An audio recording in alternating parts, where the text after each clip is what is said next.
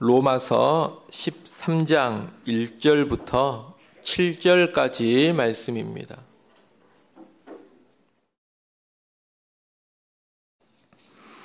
로마서 13장 1절부터 7절까지 돌아가면서 한 절씩 읽겠습니다. 각 사람은 위에 있는 권세들에게 복종하라. 권세는 하나님으로부터 나지 않음이 없나니 모든 권세는 다 하나님께서 정하신 바라. 그러므로 권세를 거스르는 자는 하나님 명을 거스림이니 거스르는 자들은 심판을 자취하리라. 다스리는 자들은 선한 일에 대하여 두려움이 되지 않고 악한 일에 대하여 되나니 내가 권세를 두려워하지 아니하려느냐. 선을 행하라. 그리하면 그에게 칭찬을 받으리라. 그는 하나님의 사역자가 되어 내게 선을 베푸는 자니라. 그러나 그가 악을 행하거든 두려워하라. 그가 공연히 칼을 가지지 아니하였으니 곧 하나님의 사역자가 되어 악을 행하는 자에게 진노하심을 따라 보응하는 자니라. 그러므로 복종하지 아니할 수 없으니 진노 때문에 할 것이 아니라 양심을 따라 할 것이라. 너희가 조세를 바치는 것도 이로 말미암음이라. 그들이 하나님의 일꾼이 되어 바로 이 일에 항상 힘쓰느니라. 같이 봅니다. 모든 자에게 줄 것을 주되 조세를 받을 자에게 조세를 바치고 관세를 받을 자에게 관세를 바치고 두려워할 자를 두려워하며 존경할 자를 존경하라. 아멘. 현 시국이 어수선합니다. 시국이 어수선하다 보니까 여러 가지 정치적인 견해들이 난무하고 있습니다. 또 이런 정치적인 상황에 교회와 목사들도 앞장서서 자기들의 정치적 견해를 내세우고 특정한 정치 세력을 지지하는 그런 모습도 보이곤 합니다. 그러다 보니 정신이 없고 어떻게 처신하는 것이 올바른 일인지 헷갈리곤 합니다. 이런 때에 우리 그리스도인들은 정치와 연관해서 어떠한 관점과 태도를 지녀야 하는가, 이것을 좀 알아둘 필요가 있습니다. 이 그리스도인과 정치라는 주제는 그렇게 간단하게 다룰 수 있는 내용은 아닙니다. 아주 복잡한 것이고 다루어야 될 내용도 아주 많은 분야입니다. 좀 제대로 우리가 이해를 하려면 한 학기 동안 내내 강의를 들어야 기본적인 이해를 할 수 있을 정도입니다. 그런 내용들은 우리가 따로 긴 시간을 내서 공부를 해야 할 것입니다. 우리는 다만 오늘과 다음 주 두 번의 설교를 통해서 그리스도인과 정치에 대해서 아주 기본적인 내용만 한번 다루어 보고자 합니다.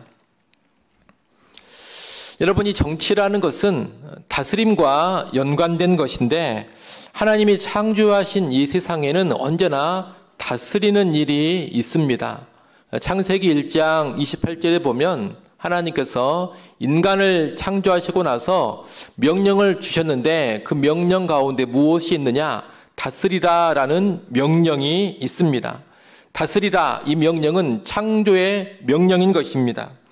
이 다스림은 인간 스스로가 왕이 되어서 행하는 그런 다스림은 아닙니다. 이 다스림은 진정한 왕, 참된 주권자가 되시는 여호와 하나님을 대행하여 행하는 다스림입니다.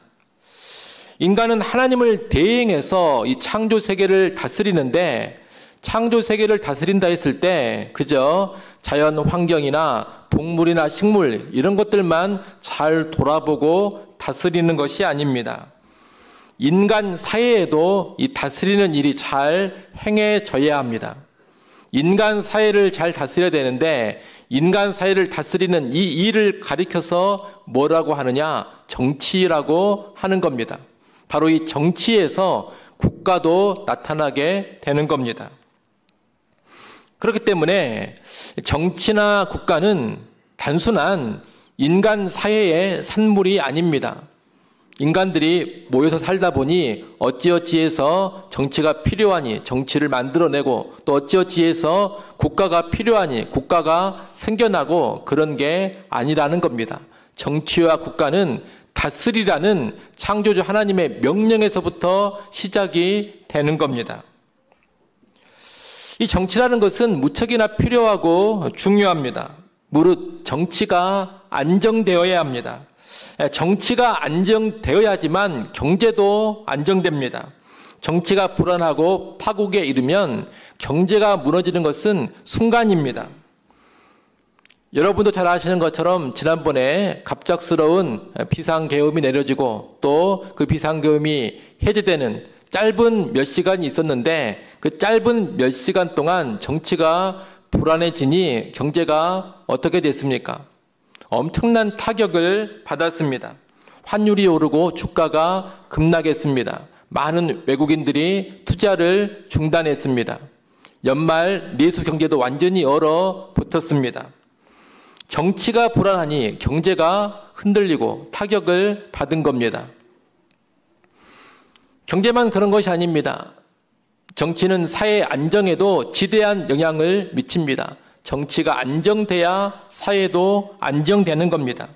정치가 불안해지면 사회는 극도의 갈등과 분열에 휩쓸립니다. 시위나 소요가 빈번해지고 치안도 불안해집니다. 지금 우리나라도 보십시오. 곳곳에서 시위가 계속되고 있습니다. 왜 그렇습니까? 정치가 불안하기 때문에 그러는 겁니다. 만약 이런 정치가 완전히 무너져서 아예 무정부 상태가 되어버리면 사회는 극심한 혼돈 상태에 떨어집니다. 노골적인 약육강식의 세상이 되어버리고 동물들의 세계가 되어버리는 겁니다. 그래서 아무리 나쁜 정부라도 무정부보다는 낫다 이런 말도 있습니다. 그만큼 정치가 사회의 안정과 질서를 보장해 준다는 겁니다. 우리는 사실 알게 모르게 이 정치의 영향을 정말로 많이 받고 있습니다. 우리가 살아가는 이 국가의 체제, 어디에서 정해지는 것이냐? 정치에서 정해지는 것입니다.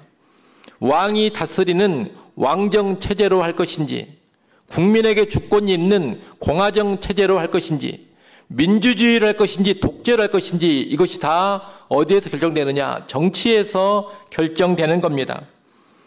공산주의로 갈 것이냐, 자본주의로 갈 것이냐, 여러분 이 경제체제인데 경제체제도 어디에서 결정되느냐? 기업가들이 모여서 결정하는 게 아닙니다. 무슨 상인협회에서 국가의 경제체제를 정하지 않습니다. 정치에서 경제체제도 결정이 되는 겁니다. 만약 여러분이 북한이나 중국에서 살고 있다면 지금 여기 대한민국에서 살고 있는 것처럼 절대로 살지 못합니다. 왜 그렇습니까? 북한이나 중국은 공산주의, 독재 체제이기 때문에 우리가 누리는 만큼 자유를 절대로 누릴 수 없는 겁니다. 이처럼 우리는 정치에서 결정한 결과를 그대로 당하면서 살게 되는 겁니다. 내가 정치에 관심이 있든지 없든지 간에 정치의 영향을 안 받을 수 없다 이 말입니다. 세계를 보면 경제가 어렵고 가난한 나라들, 국민들의 고통을 많이 당하는 나라들을 보면 대부분 다 어디에 문제가 있어서 그러냐? 정치에 문제가 있어서 그럽니다. 정치인들이 부패하고 무능해서 잘 다스리지를 못하니 나라가 힘들어지고 국민들이 고통을 당하는 겁니다.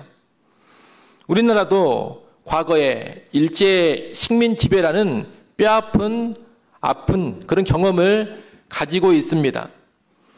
일제 식민 지배 얼마나 고통스러웠습니까? 이 식민 지배는 일본이라는 나라의 악함이 핵심적인 원인입니다. 하지만 조선의 정치가들이 잘못한 요인도 아주 큽니다. 나라가 망하고 식민 지배로 가는 길을 쭉 열어준 사람들이 누구냐? 바로 조선의 왕과 정치가들입니다. 우리는 이런 것을 보면서 정치라는 것이 얼마나 중요한지를 알아야 합니다. 여러분, 이렇게 정치는 하나님이 주신 다스리라라는 창조의 명령에서 시작된 것으로 인간 사회에 꼭 필요하고 너무나도 중요한 것입니다. 그러니 우리는 정치에 대해서 부정적인 생각이나 혐오감을 가지면 안 됩니다. 정치는 악한 것이다. 정치인들은 다 못된 사람들이다. 정치는 하나님과 상관이 없는 영역이다. 교회는 정치에 아무런 상관이 없다. 정치는 세상에 속한 것이기 때문에 눈길도 둘 필요가 없다. 여러분, 이런 것이 정치에 대한 혐오 또는 정치에 대한 부정적인 생각인데, 이런 혐오나 무관심, 부정적인 생각은 바람직하지 않다는 겁니다. 오히려 우리는 하나님의 창조 명령에 근거해서 하나님의 뜻에 따라 정치가 이루어지게 하는데 깨어 있어야 합니다. 정치에 적절한 관심을 가지고 참여해야 합니다. 일례로 선거철이 됐을 때 쉽게 기권을 해버리거나 생각 없이 투표하시면 안 됩니다. 후보자들의 성향이라든가 내놓은 정책을 유심히 살펴보면서 투표를 하셔야 됩니다. 특히 우리 광주 같은 경우는 민주당 사람이 나왔다고 해가지고 무조건 표를 주는 그런 일은 신자는 절대로 해서는 안 됩니다. 소속 정당을 떠나서 후보자를 잘 살펴보고 더 정직한 사람, 더 능력 있는 사람에게 표를 줘야 합니다. 이를 위해서 신문도 좀 보셔야 되고 뉴스도 봐야 됩니다. 후보자 간에 토론하는 것도 한 번쯤은 지켜보셔야 합니다.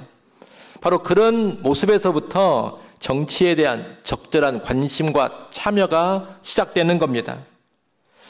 특별히 이 관심과 참여에 있어서 우리 그리스도인들에게 있어 가장 중요한 게 뭐냐? 기도입니다. 어떤 사람들은 기도를 우습게 생각합니다. 기도만 한다고 뭐가 되느냐? 움직여라, 행동하라, 이런 말을 많이 합니다. 하지만 우리는 기도를 들으시는 하나님이 진정한 주권자라는 것을 믿습니다. 나라의 흥망성쇠도 주권자이신 하나님께 달려있음을 굳건히 믿습니다. 권력자를 세우기도 하시고 피하기도 하시는 분은 국민이 아니라 하나님이라는 것을 확실하게 믿습니다. 이것을 믿기 때문에 우리는 기도하는 겁니다. 하나님을 믿는 우리에게는 기도가 가장 강력한 정치 참여라는 것을 알아야 합니다. 디모데전서 2장 1절 2절에도 보면 위정자들을 위해 기도하라, 그렇게 명령하고 있습니다. 위정자들을 위해 기도하라고 명령하는 이유가 무엇입니까? 그 말씀에 보면 정치가 안정되어야 고요하고 평안한 중에 신앙생활에 힘쓸 수 있기 때문에 위정자들을 위해 기도하라, 그렇게 명령하고 있습니다. 다시 말해 정치가 일상생활에 미치는 영향이 아주 크기 때문에 위정자들을 위해 진정한 주권자이신 하나님께 기도하라고 명하는 겁니다.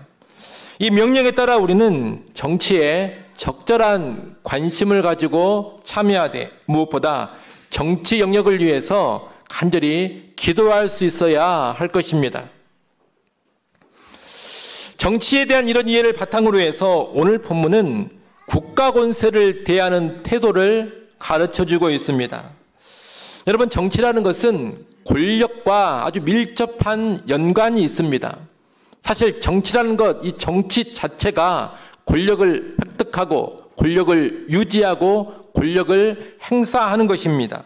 그래서 오늘 본문에서 가르치는 국가 권세를 대하는 태도는 우리 그리스도인들이 정치와 연관해서 필수적으로 알아둬야 될 말씀입니다. 우리는 오늘 본문을 통해 국가 권세, 달리 말하면 정치 권력을 대하는 태도를 세 가지로 보게 됩니다. 첫째는 권세들에게 복종하며 이 권세들을 존중해야 한다는 겁니다. 오늘 본문 1절을 한번 보십시오. 본문 1절에 보면 각 사람은 위에 있는 권세들에게 어떻게 하라고 합니까? 복종하라 그럽니다. 이 복종하라 이 말은 순종보다 훨씬 강한 말입니다. 복종하라 이 말은 내가 마음에 들든지 들지 않든지 주어진 명령에 따르라, 이런 뜻입니다. 왜 하나님은, 성경은 권세들에게 복종하라 이렇게 명하고 있습니까? 바로 하나님께로부터 그 권세가 났기 때문입니다. 여러분, 이 세상에 존재하는 모든 권세는 다 하나님으로부터 기인합니다.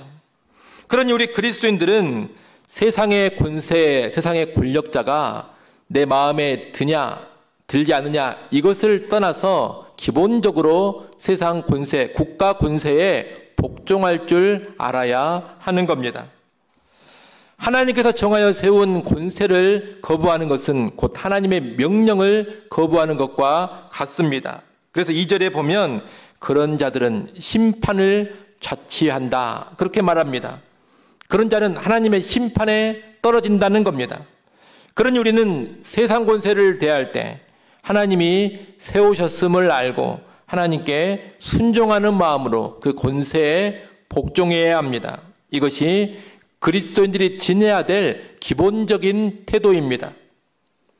아울러 이 복종은 존경을 수반합니다. 오늘 7절 말씀 맨 뒤에 보면 이렇게 되어 있습니다. 두려워할 자를 두려워하며 존경할 자를 존경하라. 여기서 두려워할 자, 존경할 자는 국가의 권세자를 가리킵니다. 권세자는 권력을 가지고서 선을 장려하고 악을 벌하는 일을 합니다. 그러니 그런 권력자를 두려워하고 존경하라는 겁니다. 따라서 우리는 권세에 복종할 뿐만이 아니라 동시에 무엇도 해야 하느냐? 존경도 해야 합니다. 존중해야 한다는 겁니다. 요즘은 권세자들을 비방하거나 멸시하는 일이 얼마나 많은지 모릅니다. 하지만 우리 그리스도인들은 그런 행태를 보여서는 안 됩니다. 현재 윤석열 대통령이 국회에서 탄핵을 당해서 직무가 정지되어 있고 헌법재판소에서 탄핵 심판 중입니다. 거기에 더해 이제는 구속까지 돼서 수사 중에 있습니다. 하지만 탄핵이 인용돼서 대통령직에서 완전히 물러나기 전까지는 여전히 대통령입니다. 구속 수사 중이어도 대통령입니다. 그러니 그 직에서 완전히 물러나기 전까지는 예우를 갖추는 것이 성경적입니다. 마음에 들지 않더라도 대통령을 향해서 욕설을 내뱉는다거나 상스러운 표현으로 조롱하거나 멸시하지 마십시오. 비판은 얼마든지 할 수 있습니다. 내가 싫다, 지지하지 않는다 이런 말도 얼마든지 할 수 있습니다. 자유민주주의 국가 아닙니까? 하지만 지지하지 않는다는 표현을 하고 비판을 하더라도 예의를 갖추어서 품격 있게 해야 하는 겁니다. 윤석열 대통령만 향해서 그럴 것이 아닙니다. 이재명 대표를 향해서도 마찬가지입니다. 이재명 대표는 우리나라의 제1야당 대표입니다. 여러분, 제1야당 대표는 국가의전서열 제8위입니다. 의전서열 8위라는 것은 국가에서 8번째로 존중하고 예우해줘야 되는 사람이다. 이런 뜻입니다. 또 이것은 제1야당 대표도 국가 권세자의 반열에 들어가 있다는 것을 의미합니다. 이재명 대표도 세워진 위정자요 권력자인 겁니다. 그러니 그분을 향해서도 욕설이나 조롱, 멸시의 말을 해서는 안 됩니다. 대통령 못지않게 존중하고 예우해야 합니다. 비판에도 예의를 갖추어서 품격 있게 비판해야 합니다. 여러분, 이렇게 여당 지도자가 됐든 야당 지도자가 됐든 내가 지지하는 사람이든 지지하지 않는 사람이든 여하튼 권세에 복종하고 권세자를 존중할 줄 아는 것, 이것이 그리스도인들이 지녀야 될 기본적인 태도입니다. 여러분은 그런 태도를 꼭 소유하시기를 바랍니다. 이 세상을 보면 권세 앞에 한없이 비굴하면서 또 한편으로는 권세를 한없이 조롱하고 멸시하는 일들이 얼마나 많은지 모릅니다. 자신에게 이득을 주는 권세 앞에서는 비굴하리만치 복종합니다. 아주 아부의 극치를 보여줍니다. 이재명 대표를 향해서는 민주당의 아버지 이렇게까지 말하면서 절대 복종하려고 합니다. 윤석열 대통령을 향해서는 하늘이 내려주신 지도자다 이렇게 칭송하면서 절대 복종하려고 합니다. 그러면서도 자기가 꺾어야 한다 이렇게 생각하는 권세를 향해서는 얼마나 무례하고 야비하게 대하는지 모릅니다. 윤석열 대통령을 향해서는 일반인에게도 하지 않은 그런 폭언과 욕설을 해댑니다. 또 이재명 대표를 향해서도 입에 담기 힘든 표현으로 욕을 하고 조롱을 합니다. 세상은 원래 그런 법입니다. 하지만 세상은 그러더라도 우리 그리스도인들은 모든 권세는 하나님으로부터 난다 이 말씀을 믿고 모든 권세에 복종하고 존중해야 하는 겁니다. 어찌됐건 주권자이신 하나님께서 그 권세자들을 세우셨습니다. 우리는 거기에 주권자이신 하나님의 섭리가 있다고 믿습니다. 우리는 다 알지 못하지만 역사의 주관자가 되시는 하나님께서 그 권력자를 사용해 이 땅에서 무언가 일하고 계십니다. 우리는 그것을 믿는 겁니다. 바로 그런 점에서 복종하고 존중하는 겁니다. 여러분이 그런 태도를 꼭 지니시기를 바랍니다. 둘째로 국가 권세를 대하는 태도는 선을 행함으로 국가 권세를 두려워하지 않는 겁니다. 국가 권세는 법을 어기거나 죄 짓는 자들을 징벌하는 힘을 가지고 있습니다. 그런 징벌하는 힘을 오늘날 뭐라고 부르느냐? 공권력이라고 부릅니다.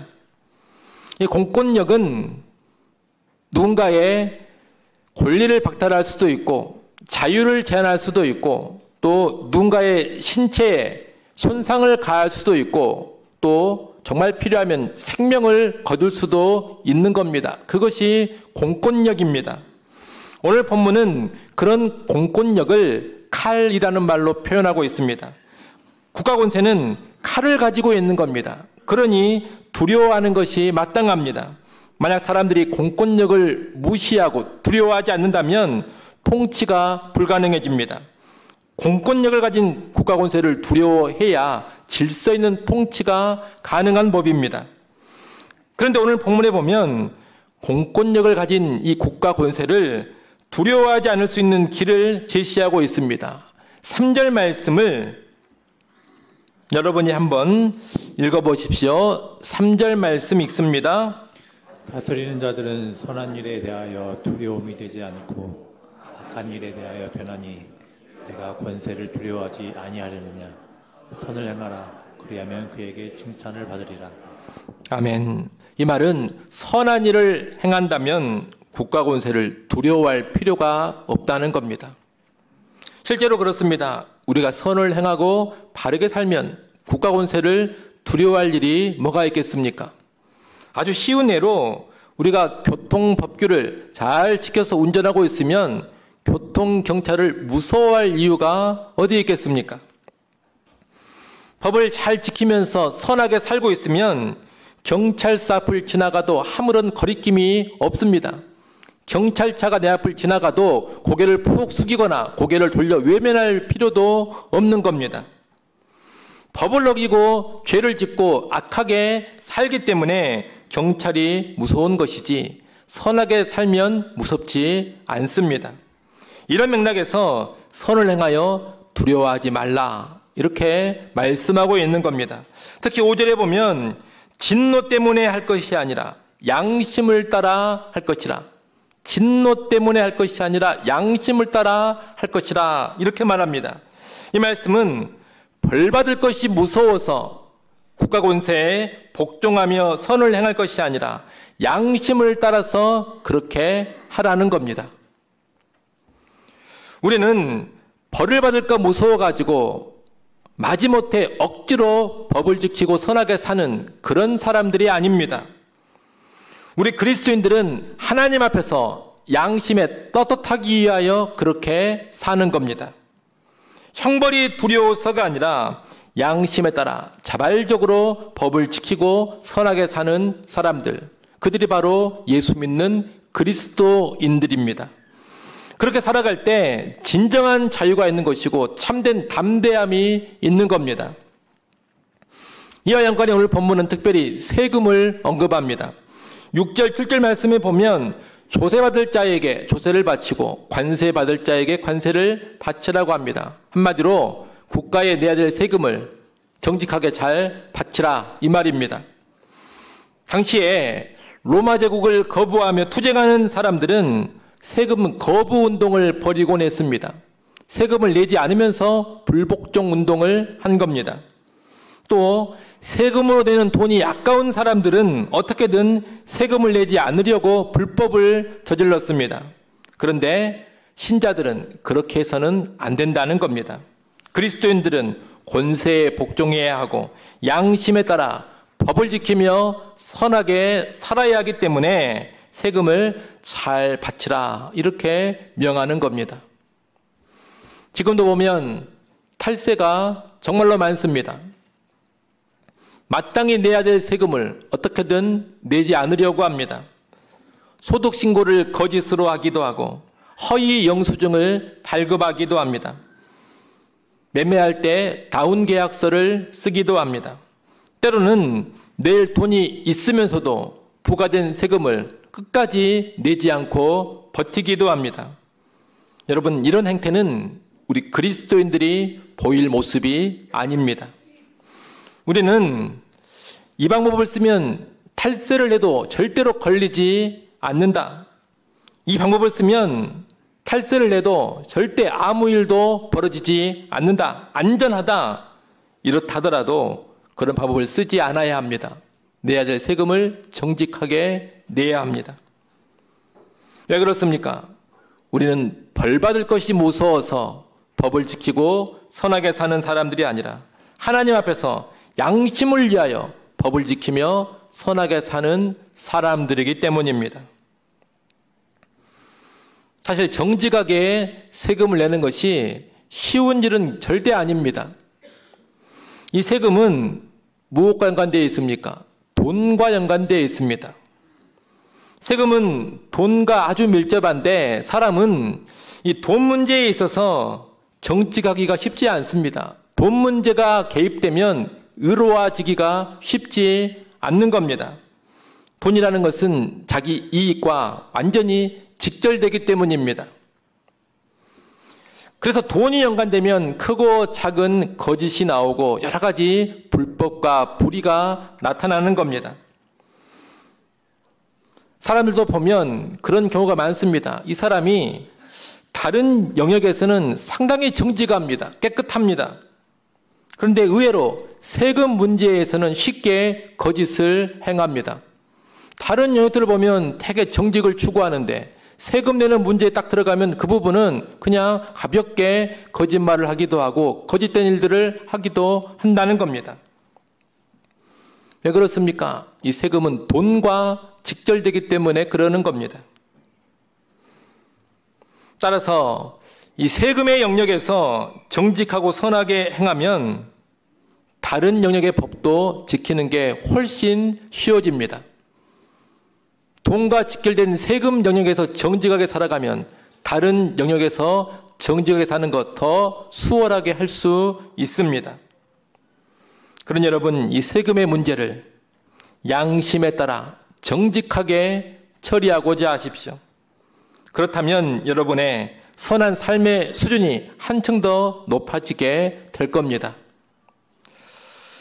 여러분, 우리 그리스도인들은 법을 잘 지키고 선을 행해야 합니다. 그럴 때 국가 권세 앞에서 두려울 것이 없는 사람, 국가 권세를 무서워하지 않는 사람, 오히려 자유와 담대함을 누리는 그런 사람이 될 겁니다.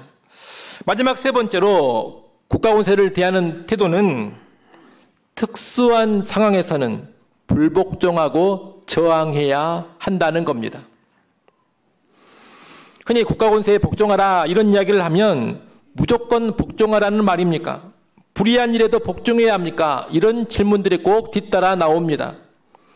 실제 어떤 교회의 지도자들은 권세자들이 어떤 부정과 불법을 행하더라도 어떤 악을 짓더라도 하나님께서 세우신 권세자이기 때문에 끝까지 복종해야 한다 이렇게 가르치기도 합니다.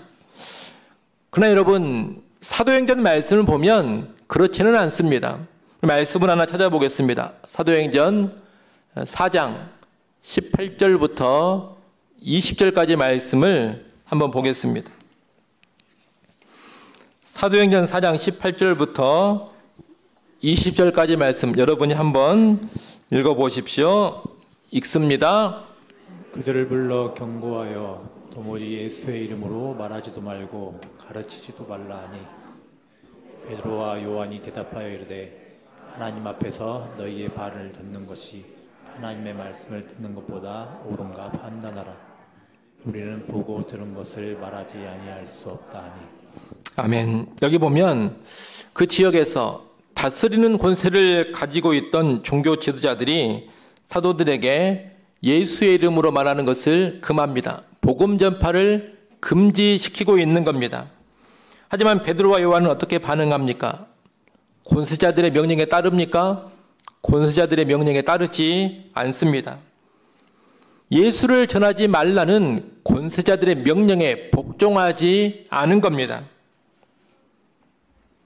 너희 말을 듣는 것이 하나님 말씀 듣는 것보다 옳은가 판단하라.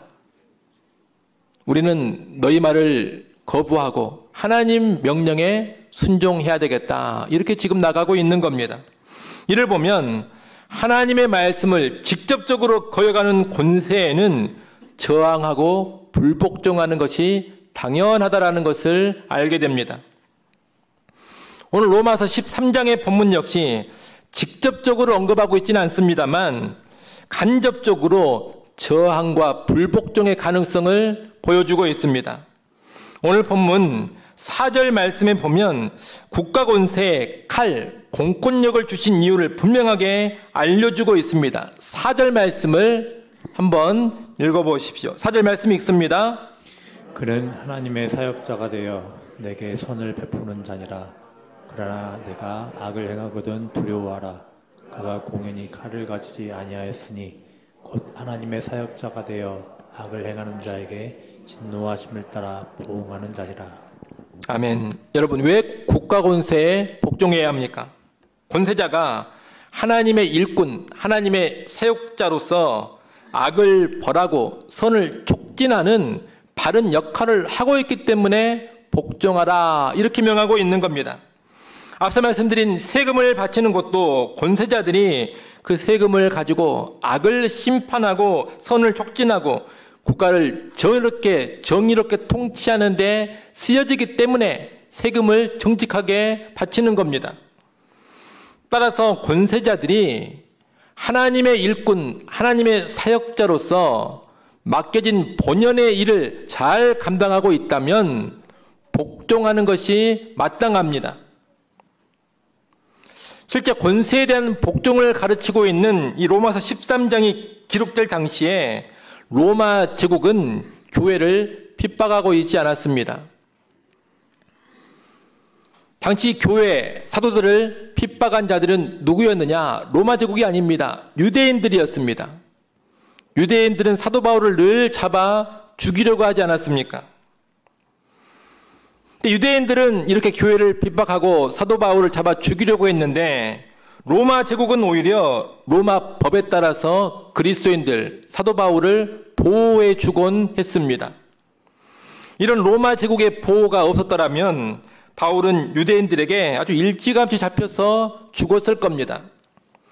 로마의 정치 권력은 죄 없는 억울한 바울을 지켜주는 정의로운 기능을 그 당시 잘 수행하고 있었던 겁니다. 또한 당시의 로마 제국은 육상, 해상에 길을 잘 닦아두고 치안도 잘 유지했습니다. 그 덕에 바울의 전도 여행도 안정적으로 진행될 수가 있었습니다. 이처럼 당시 로마의 국가 권세는 상당 부분 바르게 집행되고 있었던 겁니다. 그래서 로마서 13장에서는 국가 권세에 복종하는 것이 마땅하다 이런 내용을 가르치고 있는 겁니다. 그런데 만약 권세자들이 하나님의 뜻을 거스르며 정의를 무너뜨리고 악을 일삼는다면 어떻게 됩니까? 그럴 경우에 권세자들은 그 정당성을 상실하게 됩니다. 권세를 허락하신 분이 하나님이신데 진정한 권세자이신 하나님의 뜻을 거역하고 있기 때문입니다. 그럴 때 그리스도인들은 국가 권세에 불복종하고 저항하는 것이 허락됩니다. 권세자들이 하나님께서 맡기신 본연의 일을 떠났기 때문에 그 일을 제대로 하라고 저항하고 불복종하는 것이 필요하다는 겁니다. 이러한 저항과 불복종을 가리켜서 뭐라고 하느냐? 시민적 불복종, 이렇게 신학에서는 말합니다. 교회와 그리스도인들에게 이런 시민적 불복종이 가능하다는 겁니다. 따라서 우리 그리스도인들은 하나님의 법을 어기고 국가의 헌법과 법률도 무시한 채 부당한 권력을 행사하는 그런 권력자를 지지하거나 도와서는 안 됩니다. 그런 권력자나 정권을 향해서는 선지자적인 태도를 가지고서 꾸짖고 책망해야 하는 겁니다. 특히 어떤 권세가 하나님의 말씀을 직접적으로 대적하도록 명령한다면 교회는 그 요구를 절대로 따라서는 안 됩니다. 강력하게 저항하고 불복종해야 합니다. 예컨대 신사참배와 같은 우상을 숭배하라는 명령, 복음 전파를 금지하라는 명령, 성경 진리대로 가르치는 것을 금하는 명령, 그런 명령 등이 있다면 이런 명령에는 저항하고 불복종하는 것이 마땅합니다. 이런 저항과 불복종은 하나님 앞에서 죄가 되지 않습니다. 오히려 하나님께 적극적으로 순종하는 일이 되는 겁니다. 신약의 마지막 책이 요한계시록입니다. 이 요한계시록이 쓰여진 시대에는 로마 제국의 모습이 좀 바뀝니다. 그때는 로마 제국이 하나님을 대적하며 교회를 아주 모질게 핍박했습니다. 교회의 황제 숭배를 강요했습니다. 그래서 요한계시록에서는 로마 제국을 어디에 빗대느냐? 짐승에 빗댑니다. 여러분, 우리가 오늘 본문으로 보고 있는 로마서 13장에서는 권세자를 가리켜 하나님의 사역자, 하나님의 일꾼 그랬습니다. 그런데 요한계시록에서는 뭐라고 합니까? 짐승이라고 합니다. 왜 그렇습니까? 계시록에서는 이 국가 권력이 하나님을 강력하게 대적하고 교회를 핍박해서 본연의 임무를 저버렸기 때문입니다. 그래서 계시록에서는 그 국가 권력에 불복종하고 저항할 것을 가르치고 있는 겁니다. 로마서가 쓰여진 시대와 달리 국가 권세가 정상 기능을 이탈했기 때문입니다. 여러분, 물론 완전히 공의로운 국가 권세는 이 세상에 존재하지 않습니다. 정도의 차이는 있겠습니다만 모든 세상 권세, 국가 권세는 악함을 가지고 있고 부패함을 가지고 있습니다. 따라서 국가 권세에 어떤 악함이나 부패함이 발견됐다고 해서 무조건 저항하고 불복종하는 것은 아닙니다. 그런 태도로 나가면 교회와 그리스도인들은 모든 국가 권세를 향하여 늘 불복종하고 저항만 해야 할 겁니다. 그래서 우리는 그 정권의 전반적인 경향을 봐야 하는 겁니다. 악과 부패가 하나라도 있냐 없냐 이게 아닙니다. 이 정권의 전반적인 경향, 전반적인 성향이 어떠한가 이것을 봐야 합니다. 전반적으로 악한 정권이요, 반성경적인 일을 주도하고 하나님이 주신 기능을 거의 감당하고 있지 못하다, 이런 판단이 선다면 그때 교회는 불복종하고 저항할 수 있습니다. 아울러 정권 자체에 대한 불복종과 저항은 아니라 하더라도 특별한 국가의 정책이 반성경적인 정책이라면 그 정책에 한해서만큼 강하게 불복종하고 저항할 수 있는 겁니다. 그런데 이런 교회의 불복종과 저항은 무엇을 기반으로 해야 하느냐? 여러분 잘 들어두셔야 됩니다. 평화와 진리를 기반으로 해야 합니다. 교회는 평화의 공동체요, 진리의 공동체입니다.